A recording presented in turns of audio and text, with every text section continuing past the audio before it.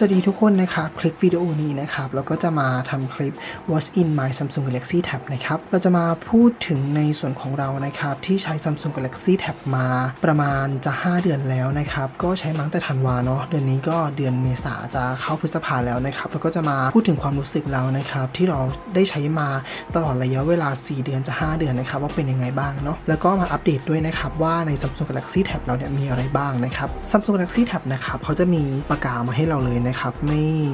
เหมือนของอีกค่ายหนึ่งเนาะที่เราต้องซื้อปากกาแยกนะครับก็จะเป็น S Pen ของเขาเลยนะครับแท่งเล็กๆแบบนี้เนาะส่วนหน้าจอแรกของเรานะครับเวลาเราปลดล็อกเข้ามาเนี่ยของ Ford เนี่ยจะเป็นหน้าจอ wallpaper เปล่าๆนะครับก็จะเป็นรูปของพี่อุนวูเนาะส่วนหน้าต่อมานะครับก็จะเป็นพวกวิดเจ็ตต่างๆนะครับก็จะมีสภาพอากาศจะมีในส่วนของปฏิทินจะมีในส่วนของดูข้อมูลว่าเราใช้แอปอะไรไปบ้างหรือแบบนี้นะครับใช้เฉลี่ยในกี่ชั่วโมงต่อวันอะไรแบบนี้นะครับแล้วก็จะมีในส่วนของ Spotify นะครับที่แบบเอาไว้ฟังเพลงฟังพอดแคสต์ต่างๆเนาะต่อมาก็จะเป็นในส่วนของรูปภาพนะครับอันนี้ก็เป็นแบบวิดเจ็ตรูปภาพเนาะของพี่ยุนวูเหมือนเดิมนะครับก็คือคลั่งมากๆนะฮะก็คือเอามาไว้หน้าจอเลยส่วนในส่วนถัดมานะครับส่วนตรงนี้นะครับจะเป็นในส่วนของการเคลียร์พื้นที่จัดเก็บนะครับก็คือเป็นวิดเจ็ตของ Samsung นะครับก็เวลาที่เราจะเคลียร์ก็กดตรงนี้นะครับมันก็จะเคลียร์พื้นที่ให้เรานะครับหน้าจอหลักๆก็มีแค่นี้นะครับก็คือมี2หน้านะครับหน้าเปล่าๆเอาไว้เปล่าๆดู wallpaper นะครับแล้วก็วิดเจ็ตนะครับส่วนต่อมาเราจะมาดูโฟลเดอร์กันบ้างนะครับโฟลเดอร์ของ Ford นะครับก็จะมีทั้งหมดนะครับ8โฟลเดอร์นะครับโฟลเดอร์แรกก็จะเป็นโฟลเดอร์เกมนะครับอันนี้ก็ไม่ได้แบ่งตามเลยนะฮะก็คือเป็นเกมปกติเลยนะครับส่วนโฟลเดอร์อื่นเนี่ยเขาจะแบ่งตามสีแบ่งตามโทนสีไปเนาะโฟลเดอร์แรกนะครับก็จะเป็นสีออกมืดๆดำๆหน่อยนะฮะในส่วนตรงนี้นะครับจะมีในส่วนของ AS Play มี3 plus มี Padlet นะครับมีการตั้งค่าแล้วก็มีแอปวาดรูปเนาะแอปนี้นะครับก็คล้ายๆกับ Procreate นะครับแต่ก็ไม่ได้เหมือนไปซะทีเดียวนะครับก็สามารถวาดได้นะฮะเหมือน Procreate เลยฮะลูกเล่นเหมือนกันนะฮะขอบข้างๆเหมือนกันสไลด์เหมือนกันการปรับอะไรเหมือนกันนะฮะแต่ก็ใช้ไม่ได้เหมือนแบบ Procreate 100% นะฮะในส่วนต่อมาก็จะเป็นนาฬิกานะครับอันนี้ก็จะใช้บ่อยหน่อยนะครับเวลาอ่านหนังสือนะฮะก็จะเป็นนาฬิกาแบบนี้เลยนะฮะนาฬิกาแบบใหญ่ๆหน่อยเนาะโฟลเดอร์ต่อมานะครับก็จะเป็นสีส้มสีเหลืองนะฮะก็ในส่วนนี้เนี่ยก็จะมีในส่วนของ Shopee มีโฟลเดอร์ไฟล์นะครับมี Samsung Note มีพวก Office มีพวกVU นะครับแล้วก็มีพวก Jamboard มีพวก Blush ต่างๆที่เอาไว้ใช้กับแอปวาดรูปนะครับแล้วก็มี Touch Note นะครับ Touch Note ตัวนี้ก็คล้ายๆกับ Good Note ในฝั่งของ iOS นะครับเลือก Blush ได้นะครับส่วนมากไม่ค่อยได้ใช้นะครับส่วนมากจะใช้เป็น Samsung Note นะครับนี่นะฮะ Samsung Note ส่วนมากจะใช้เป็น Samsung Noteโฟลเดอร์สีส้มก็จะมีประมาณนี้นะครับส่วนต่อมาจะเป็นโฟลเดอร์สีเขียวนะครับสีเขียวนี่ก็จะมีในส่วนของโทรศัพท์นะครับมีในส่วนของปฏิทินเครื่องคิดเลขจุ๊กมีพวก Spotify มี Line แล้วก็มีพวกไว้สแกนเอกสารแล้วก็มี iQIYI นะครับมี VTV เนาะแล้วก็มี Spreadsheet ด้วยนะครับแล้วก็จะมี Snapseed เนาะหลักๆโฟลเดอร์สีเขียวก็จะใช้เป็นแบบพวก Spotify iQIYI แล้วก็ VTV ส่วนใหญ่นะครับเพราะว่าช่วงนี้แบบปิดเทอมนะครับก็ไม่ค่อยได้ใช้เนาะตอนเรียนก็ใช้พวกแบบ Spreadsheet บ่อย Line บ่อยโทรสแกนเอกสารบ่อยนะครับส่วนต่อมานะครับก็จะเป็นโฟลเดอร์ของ Google นะครับส่วนนี้เนี่ยก็มีพวก YouTube Google Chrome Gmail ต่างๆแล้วส่วนนี้ก็จะใช้บ่อยหน่อยนะฮะมีพวก Google Classroom ต่างๆนะครับต่อมาโฟลเดอร์สีฟ้านะครับสีฟ้าเนี่ยก็จะมีในส่วนของ Zoom นะครับมีพวกแบบ Bilibili นะครับก็จะมีพวกแปลภาษามีเพลงมี Facebook มี Disney Plus นะครับแล้วก็มี Twitter มี Word อะไรพวกนี้นะฮะต่างๆสีฟ้าเนาะก็จะมี Share It ด้วย Share It เนี่ยก็จะใช้บ่อยหน่อยเนาะเพราะว่าเอาไว้แชร์ไฟล์ระหว่าง MacBook นะครับกับ Samsung เนาะแล้วก็จะมีดูนี่นะครับอันนี้เป็นแอปดูหนังที่แบบเป็นภาคไทยอะไรแบบนี้นะฮะก็จะมีนะครับในส่วนของ Google Doc นะครับของ Google เนาะก็จะมี Lightroom เอาไว้แต่งภาพเนาะก็จะมีในส่วนของ Google Earth นะครับในส่วนโฟลเดอร์สีฟ้าก็ไม่มีอะไรมากนะครับต่อมาจะเป็นโฟลเดอร์สีแดงนะครับอันนี้ก็จะเป็นแบบแดงชมพูนะฮะส่วนโฟลเดอร์สีแดงก็ไม่มีอะไรมากนะครับก็จะมีในส่วนของ Printer นะครับอันนี้จะเป็นแอปวาดภาพเนาะอันนี้แบบคล้ายๆ Procreate เลยนะฮะก็จะมีVelo นะครับจะมีแบบ YT Studio นะครับอันนี้เอาไว้เช็คคลิป YouTube เนาะก็จะมีในส่วนของ Pinterest นะครับมี Gallery แล้วก็มี Messenger นะครับแล้วก็จะมีKineMaster นะครับมือตูต่างๆเนาะแล้วก็จะมีแล้วก็ Widget นะครับมี Instagram มี Remini มี Opera นะครับอันนี้ก็ไม่มีอะไรมากนะครับส่วนใหญ่จะใช้ Instagram แล้วก็ใช้ Pinterest นะครับไว้ส่วนใหญ่ Pinterest ดีนะฮะเอาไว้หาข้อมูลต่างๆ ต่อมาจะเป็นพวกสีขาวนะครับส่วนโฟลเดอร์สีขาวก็จะมี VN นะครับมี Canva นะครับแล้วก็มีแอปหางานนะครับแล้วก็จะมีพวก e-tagging นะครับมี Camera Connect นะครับอันนี้เอาไว้ใช้กับกล้อง Canon เนาะแล้วก็จะมี Canon Print นะครับแล้วก็จะมีทันวาไลอันนี้เอาไว้อ่านนิยายนะครับทันวาไลก็เอาไว้อ่านนิยายตอนเบื่อๆนะฮะส่วนต่อมานะครับก็จะเป็นในส่วนของสีม่วงนะฮะโฟลเดอร์สีม่วงนี้จะมีอินเทอร์เน็ตนะครับมีเกมลันเชอร์มีนาฬิกามี OneNote มีAR Zone นะครับก็จะมี Quizlet ก็จะมี PicArt เนาะส่วนใหญ่โฟลเดอร์นี้เนี่ยจะใช้ในส่วนของอินเทอร์เน็ตส่วนใหญ่นะฮะแล้วก็ใช้PicArt นะครับเอาไว้แต่งรูปแล้วก็นาฬิกาเอาไว้ใช้เป็นนาฬิกาปลุกนะฮะสำหรับเรานะครับที่ใช้ Samsung Galaxy Tab ใช้อะไรบ่อยที่สุด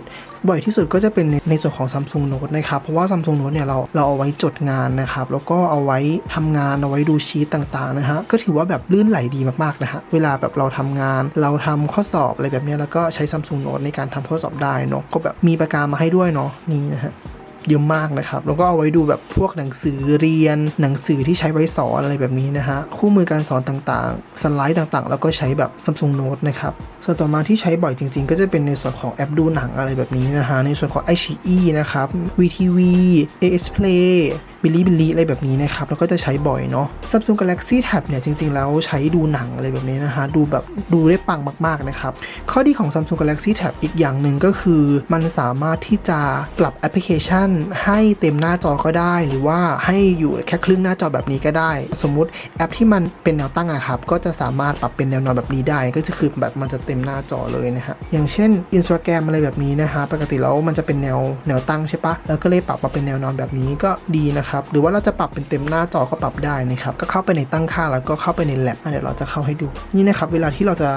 ไปปรับตั้งค่าแอปบางแอปนะครับให้แบบมีความที่จะแบบเต็มหน้าจออะไรแบบนี้นะครับแล้วก็เข้าไปในส่วนของคุณสมบัติขั้นสูงนะครับแล้วก็มาคลิกที่แล็บนะครับแล้วก็มาคลิกที่หมุนอัตโนมัตินะครับมันก็จะเข้ามาในแอปให้เราเลยนะฮะสมมุติว่าเราจะปรับแอป Instagram นะครับให้แบบเต็มหน้าจออะไรแบบนี้นะครับอันนี้คือค่าพื้นฐานของแอปนะครับส่วนของฟอนต์แบบสัดส่วนของแอปเลยอะครับฟอนต์ก็เลือกตรงนี้นะครับมันถึงแบบได้เป็นครึ่งหน้าจอเล็กๆแบบนี้นะฮะส่วนถ้าใครแบบอยากได้เต็มหน้าจอก็คลิกเต็มหน้าจอแบบนี้นะครับแล้วก็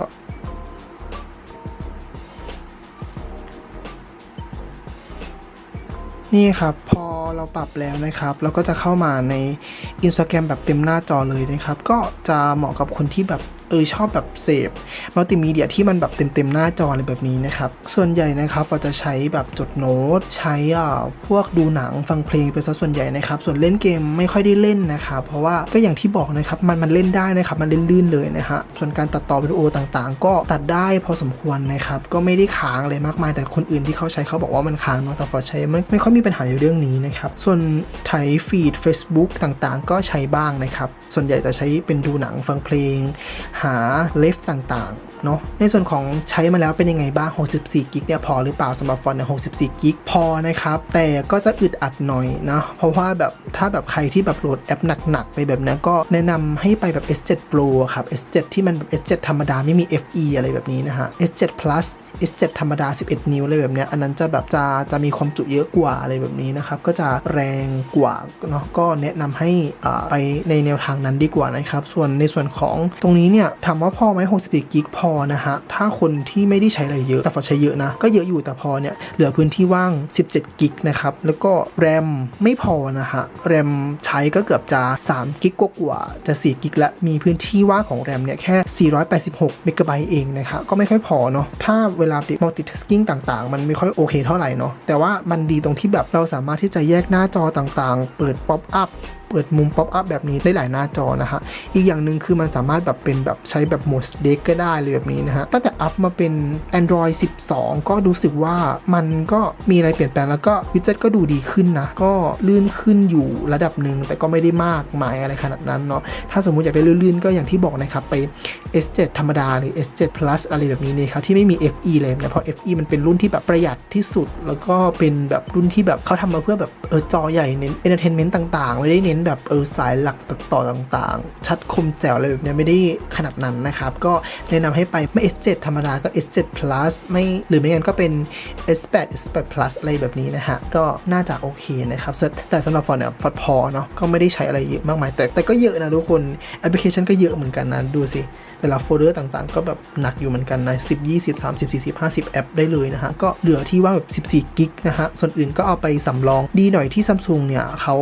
มีการเพิ่ม SD card ได้ด้วยเนาะก็เราก็เอาไฟล์ทุกอย่างเนี่ยไปใส่ SD card ไว้นะฮะก็เป็นอีกทางเลือกหนึ่งที่ไม่ให้ความจำเราเต็มนะครับส่วนข้อดีข้อเสียนะครับของเจ้าตัว Samsung Galaxy Tab ตัวนี้ก็อย่างที่บอกว่าแรมให้มาน้อยนะครับแล้วก็ในส่วนของเรื่องของเวลาเราเปิดหลายๆหน้าจออะไรแบบนี้ก็อาจจะมีปัญหาในส่วนของเวลาเราเปิดหน้าจอหลายๆหน้าจออาจจะมีค้างบ้างนะครับหรือไม่งั้นก็อาจจะมีแบบดีเลย์บ้างอาจจะมีหน่วงบ้างอะไรแบบนี้นะฮะแต่ว่าก็ถ้าใครที่ไม่ได้ซีเรียสอะไรมากก็ถือว่าดีในระดับหนึ่งนะฮะเดี๋ยวผมจะลองเปิดแอปหลายๆแอปให้ดูนะครับอันนี้ก็คือสามารถเพิ่มได้แบบ3หน้าจอได้เลยนะครับสมมติเราเปิดโน้ตด้วยแอปพลิเคชันหนึ่งแล้วก็หรือว่าเราจะดูหนังแบบ iQIYI ด้วยอีกอย่างหนึ่งนะฮะ